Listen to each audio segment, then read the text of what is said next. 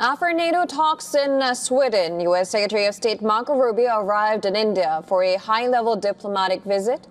Now, his visit comes at a sensitive time in U.S.-India ties with talks expected on trade, energy, defense, and strategic cooperation. As part of his India visit, U.S. Secretary of State Marco Rubio landed in West Bengal's capital, Kolkata, where he was received by U.S. Ambassador Sergio Gore. And during his visit to the state, the Kolkata leg of his tour comes at a politically significant time for West Bengal.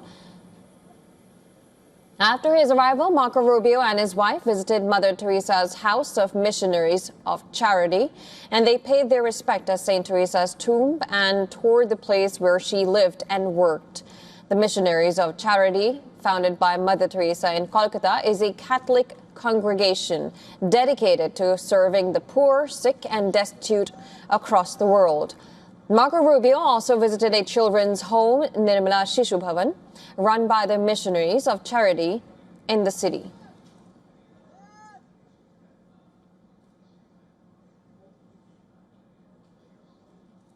Wrapping up his visit to Kolkata, Marco Rubio has now left for New Delhi, where he is now scheduled to call on Prime Minister Narendra Modi.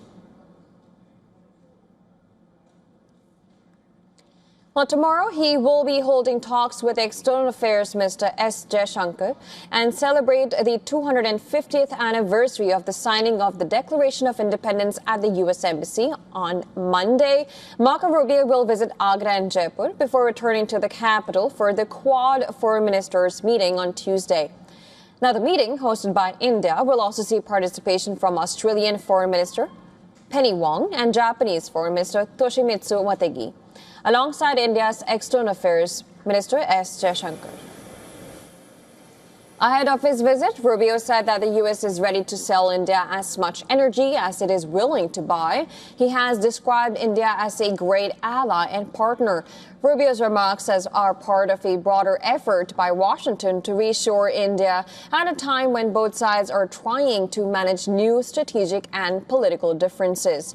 Rubio has said that Washington is ready to supply New Delhi with oil, gas, and other energy resources, and the only limit is how much India is willing to purchase. India is already one of the top importers of American liquefied natural gas, but the U.S. wants to go further.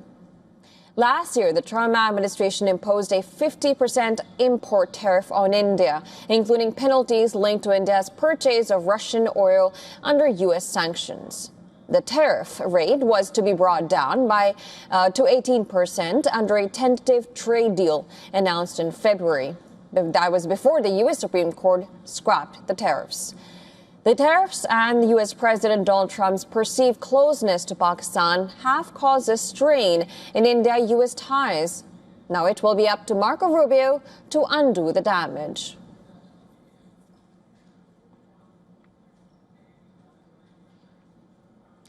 And to give us more details on the developments, our correspondent Ayan Koshal has sent us a report from Kolkata. Let's listen in.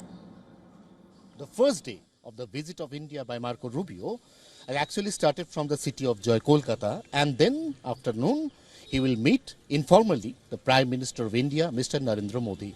Tomorrow, Sunday, there is a high voltage meeting between Jaishankar and Marco Rubio.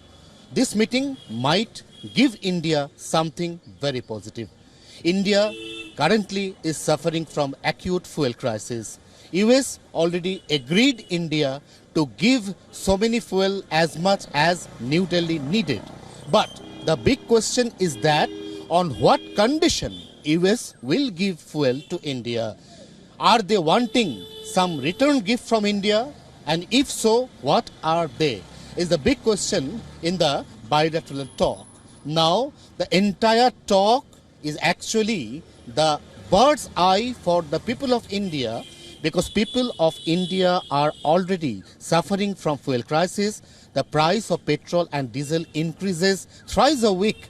Now India may control this damage by getting fuel from United States of America, as well as US is actually wanting to melting the ice, because the melting of ice is very necessary.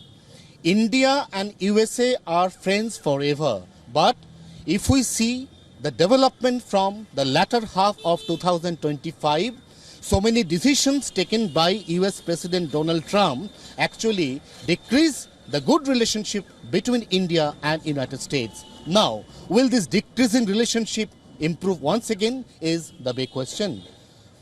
With cameraman Arindam, this is Ayan from Kolkata.